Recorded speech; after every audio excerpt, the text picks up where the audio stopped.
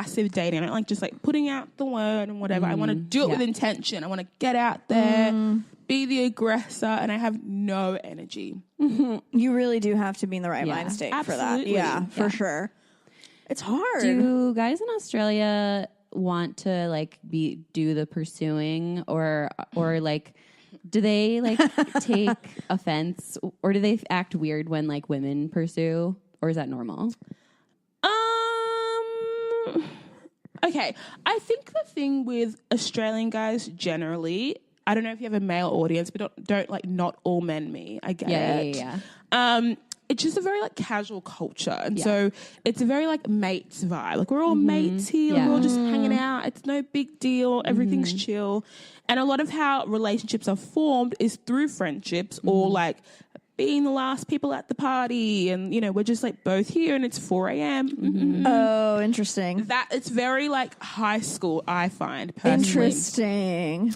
I feel like everybody's stuck in that like faux progressive, like what are relationships? Like let's not get tied up in labels. We're not like our parents. Exactly. Yeah. And I think it's like they've stigmatized connection so far. Everyone's like, fuck, like nobody's rooting, nobody's in relationships. It's just dry out here. I feel like that's a very global. But I think LA is more like everyone thinks they can do better. Yeah. There's like a hierarchy of self here. But Australia, I think most people are just insecure and they're kind of like, oh, this is like tricky and I don't want to put myself out there. I don't want to be rejected. And LA, everybody thinks they're too good. Exactly. And in Australia, people don't think they're good enough. Yeah. Or like everyone's like, if you don't try, you don't fail. Right. So everyone's like, I don't go, like, most of my guy friends were like, I don't go out to hook up. Like, I just go out to hang out with my friends. Like, it's chill. If I meet a girl, it's whatever, but it's not my priority. Interesting. They say that. Yeah, I'm like, are they just saying that to you, or do they mean that? They say that, but it's just like there's no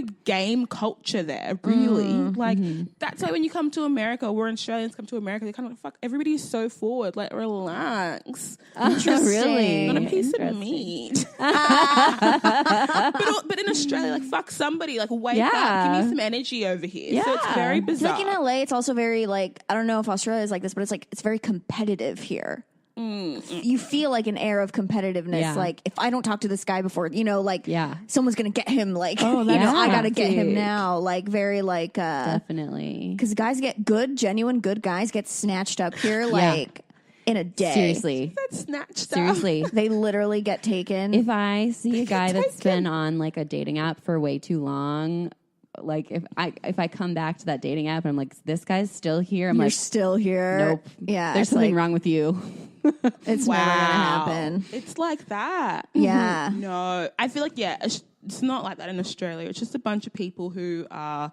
I feel like Australian dating and like.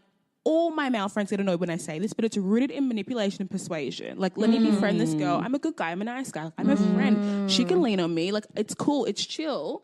And then they do, like, the boyfriend act. Like, let me, like, cook for you. Come meet my friends. Really? Like, we're all friends here. Like, let's hang out. You know, it's chill. Oh, my God. And that's so interesting. It's a lot of that. It's like bizarro fuckboy. Yes. It's like the opposite. It's soft boys in Australia. It's a soft boy. Yeah, you get fuck boys in LA, I imagine, but it's soft boy behavior, which I'm more fearful of. Yeah. Than fuck boys. Yeah. Because soft boys take you around the way. It's a lot more of an emotional investment. It is. Yeah. It definitely is. It's so, I'll talk to my friends. I'll be like, why aren't you cooking this girl dinner? You don't even like her. I need to eat. That's fucked up. That's fucked up. You know? At least I'll hand it to fuckboy. LA fuckboys, at least it's like. They will never. I keep pursuing you knowing that it's me being the one who's fucking up. I'm not being manipulated. Absolutely. I'm intentionally putting myself in danger. Absolutely. With this guy who clearly does not want to date me. And I guess there aren't that many aggressors. Like, I know a lot of my female friends who just, like, are full of internalized misogyny. They just, like, drown themselves in it. So they're not doing the cause any favors either. Right. So you have these women who are looking for men to be the aggressors, these men who are looking to persuade women to, I don't know, submit to them in some way through friendship first. It's bizarre. Yeah. So strange. I think there's two different types of people, of daters in LA too, because there's women who are like, I will never pay for, I won't even try. Yeah. You know, there's those women that do that. And there's guys that like that like date like that too, and like oh they're you know good for each other. But then there's also guys that are like they really take it personally if you don't even try to pay or you know and I don't like it when guys, I mean it's fine, but like I just don't want to feel like I owe someone something. So like I don't mind paying my own way or like, you know, splitting it or getting the bill. Like I feel like there's two different, like there's like a traditional dating people and then there's kind of more like West Hollywood. and then there's kind of like a newer like chiller. I don't mind paying. I usually like, just because I'm so broke, I usually hope that they pay just because I don't want to have to spend more money because I don't have it. But like, yeah, if a guy is like, do you mind paying for this round? Like, I'll do it. I won't be mad about it. And I won't. I know a lot of women who would do it and then complain about it after, like, oh, he made me pay for drinks or whatever. Yeah. Which is like, I don't know. It's like that's how traditionally we've dated in America. Like our grandparents, our parents, like the guy always pays, and like we've been taught, and especially people from the South. Yeah, like they've been taught that it's like this. It's very rooted rigid. it's obviously rooted in misogyny and things like that. Yeah, but it's kind of gotten muddled over the years, where it's like, I guess you could also see it as like not super misogynistic and as like just manners, or like you know, a lot of it gets muddled with like, oh, this is just someone being a gentleman, like which still obviously rooted. But I think like some places in Europe, it's not like that. Like they go Dutch like and all the time. Like deal. that's the norm. What does that mean? Like you split the bill. Yeah, you like split it evenly. I think it's wrong to consider it a deal breaker if a guy, or a red flag if a guy like asks to split the bill or whatever. But I totally understand if you expect that. Yeah, just don't be butthurt about it if it doesn't happen. You know what I mean? I always offer to pay just because, like, I don't like people having one up on me. And guys will swear up and down they're fine to pay. But I've heard too many stories of my male friends being like, well, why did she take the drink if she wasn't going to hang out with me? Or like, why did she come out if she wasn't interested? Like, I bought her dinner. So I always offer to pay. But I always say the person who asks the person out on the date is the person who needs to pay. So if I ask you out, I need to pay. Yeah, that makes sense. I'm down with someone's that. going to leave their house to hang out with you. Like, I'm down with that. It's not on You're their paying dime. for like their company and like, oh, I like you enough to like want to hang out with you. And so like, Cool. Yeah, I don't know. That's something we can like right now ask our listeners if they want to respond. Email us like, what do you think about this paying stuff? Absolutely, because Bobo and I always say that like Twitter feminism is the reason why we've like not regressed, but this whole like men need to pay for my time and my company, and like I don't owe them anything. I need reparations as a woman because they've done X, Y, and Z, and it's like. I just don't think it's that. It's like, of course, it's that deep, but come on, sis. Like, it's like, who are you? This particular man is not responsible. Exactly. For. And I'm always like, when it gets to that point, it's like, what are you bringing to the table where someone needs to pay you for your time? Yeah. You could have been anyone realistically. Like the way these people are using the apps these days, like right swipe everyone, you could have been anyone. Exactly. Yeah. I mean, but that's also why I would like expect someone to pay, because it's like if I'm going on like Tinder date after Tinder date, that's like that's a lot of money I have to end up spending just to like potentially meet someone who most likely is going to suck and be a waste of my time. So it's like, can you at least like not make me pay so much for this, so I'm not spending like $30 a night just to like try and find love? And it doesn't happen. Yeah, it's fucked. Yeah, people need to do better. That's all true around, too. Everyone needs to do better. Anyway. Dating fucking sucks and I hate it. Moral of the story. Yeah. So what do you want to be in a relationship? That's like your, it's like I'm trying to flex to that next stage of my life. Just a real traditional flex. Like, look at my amazing kid. Look at my trophy husband. He rears them. You want him to be like a stay-at-home dad. Oh, for sure. Yeah. Okay. That's great. He also has his own income. I don't know where it's coming from. Maybe he's rich. From Instagram modeling? Yeah, maybe, I guess. Whatever it is. I just stay-at-home job, maybe? Absolutely. Yeah.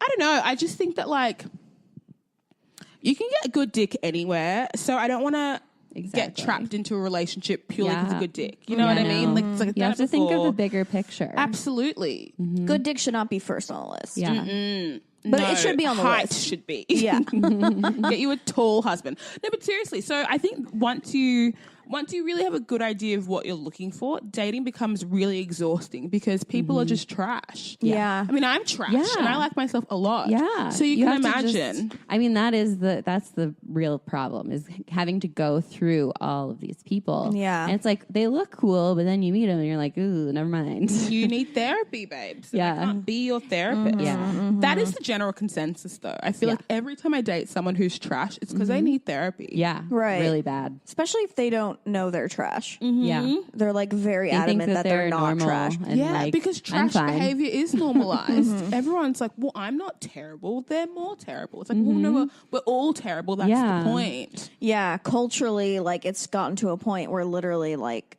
men are repeating the same behaviors like man after man, where it's like, I mean, I'm like, what do they like go to the same fucking class to learn this? Yeah. Like they'll use the man same conference? emojis, like the same language, I know, like how the did they same do that? everything. Yeah, they think where they're I'm like, so slick.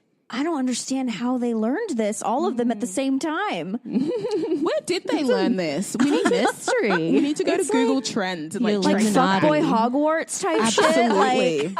Like they're just sneaking into another universe in a closet with like They're like, okay, you guys, we're going like to send. gaslighting 101 Yes. and like all right, boys, listen.